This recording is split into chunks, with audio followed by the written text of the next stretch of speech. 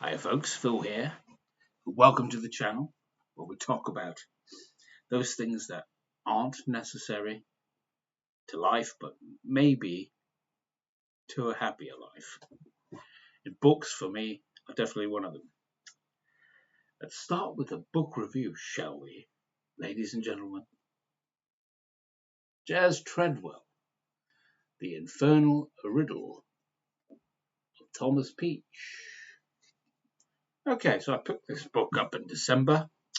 Watkins Bookshop in London, well-known niche bookshop of the occult and esoteric. I landed up in the fiction section. So this is when it looked reasonably interesting to me. So this book is basically set in the West Country here in England, about 100 miles away from where I live. It's set in the late 1700s, and it is written in that sort of style.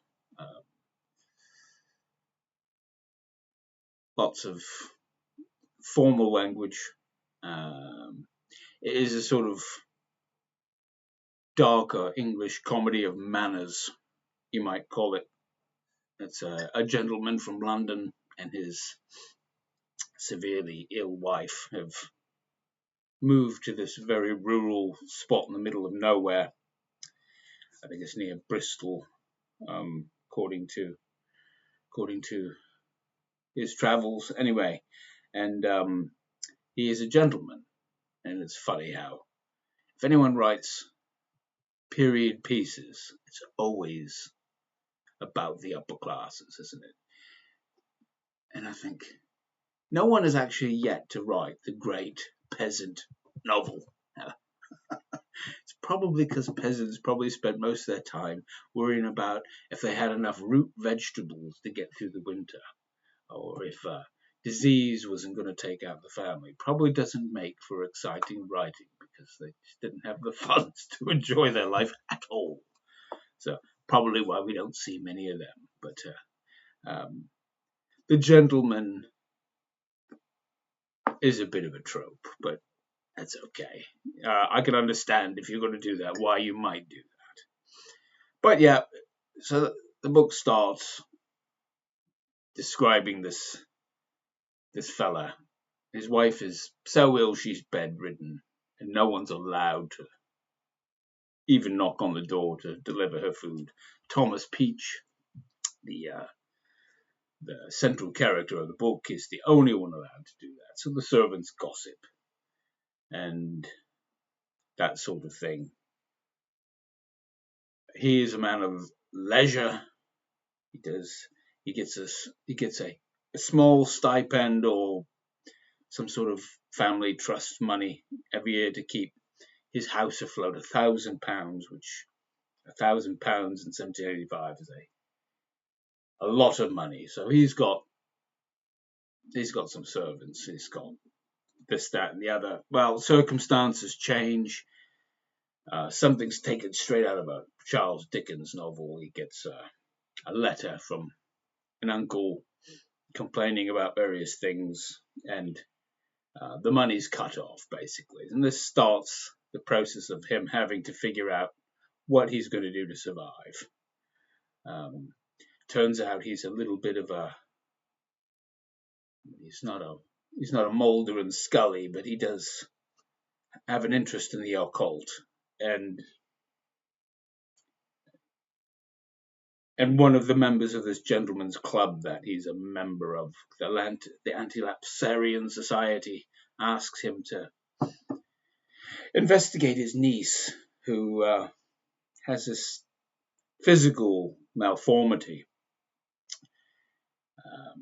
I won't tell you what that is. That's one of the better described scenes in the book.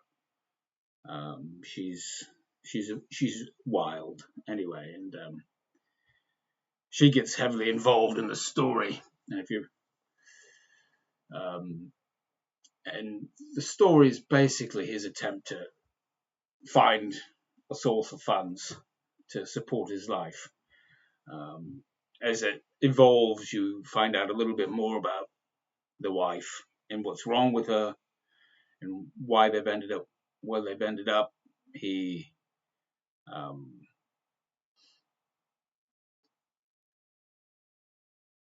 has been chased by uh, his wife's family because the wife was supposed to marry somebody else, um, and they send people after him, and those are they're dealt with. Um, my main complaint with this, I think this is this author's only book. I think some of the chapters are pacey. Sometimes he gets the sense of urgency in there. Sometimes the dialogue is very good. Sometimes it's a little bit.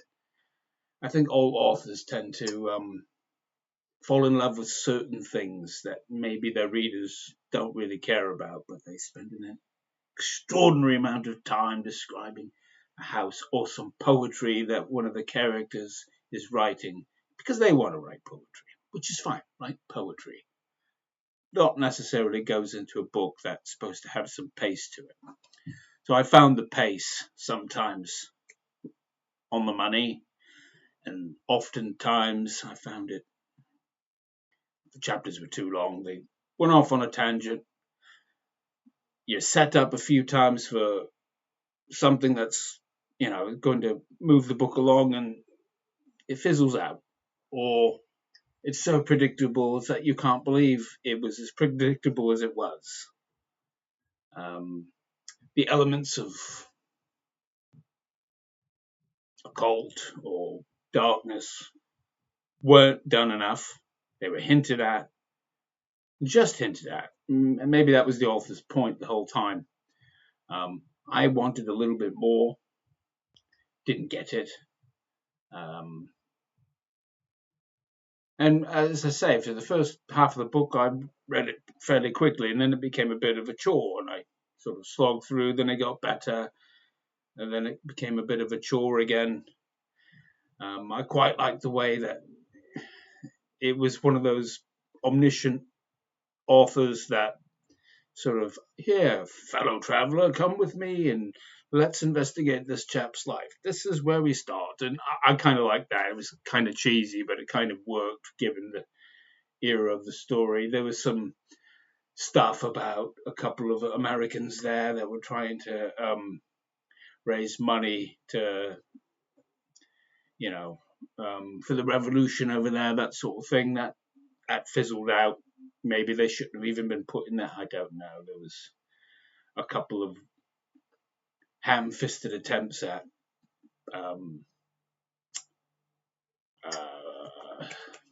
what's the word? Like spying, espionage, that sort of thing. It didn't work. Just didn't work. And you put it all together, it's 450 pages, which probably could have really been 200. It would have been better paced.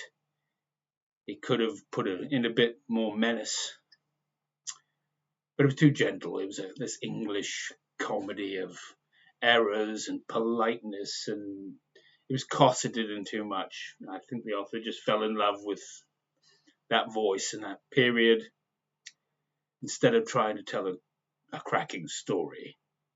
My opinion, anyway. And the book wraps up rather neatly, and that's not a good thing.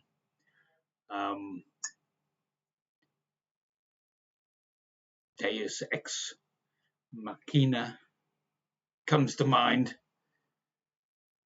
I'll say no more. You might have read it and you might have enjoyed it. I have a 5-point scale for reviews. Okay, so it's 1 to 5. 5. But let me just describe these numbers and how I come to this. So 1, if I rate a book 1, it means just throw it away. I can't believe anyone would want to read the book. And I know book reviews they are subjective, aren't they? It's like reviewing anything. I might review some sort of food from a chef you love, and I hate it. You love it. Where's the value in that? Well, I think the value is you might get to know me better in this channel, and you might think, I've read that book, I agree with that review. I've read that, I agree. And then when I come up with something else, you might want to read it yourself. And that's how I am. So, oh, he likes that. I like that too. What else does he like? Oh, that's interesting. It's kind of like the Amazon book recommendation algorithms, that sort of thing. That's where I think the value is. And I could be your negative reviewer too. Say, if I like it, you hate it. So if I hate it, you like it. So it can work both ways. Well, go back to my scale. 1 is for nobody. 2 is just maybe it's for people, but it's just certainly not for me. 3 is distinctly average. If you are, at a train station, W.H. Smith, and see it, maybe pick it up. It's okay. You'll like it. You'll read it. It's not earth-changing, that sort of thing. And a 4, it's like you should kind of maybe go out of your way to get this book, read it. And a 5 is a desert island book. It's something like, maybe you'd want to trade your mother in for this book. It's a rare, rare thing that I would ever give a book that higher of value. But I have done, and I will do again. For me, this book is a 2, unfortunately. It's too long. It's poorly paced. An interesting theme runs throughout, but it's just not explored enough. And it is this author's first book, and I think, he shows talent. So if he does write another one, I could be interested, because maybe he's learned a lot from this. I've not seen it talked about before anywhere. I haven't really looked either, to be honest, but that's my thoughts on it. So if you're interested, I'm sure you can get it on Amazon. 456 pages. 456 pages, and it was Hodder and Stoughton, so it's big time publisher. So it's not just. But yet I've seen nothing else from this writer. There you go. Enough rambling. That's my thoughts. If you have any thoughts on this book, I would love to see it in the comments. There will be more in the channel very soon. As I say, I've finished another couple this year. Probably get through about 1 a month, as I say. So I'll probably upload another review or 2 over the weekend. And that's all I have for you. I hope you have an excellent day.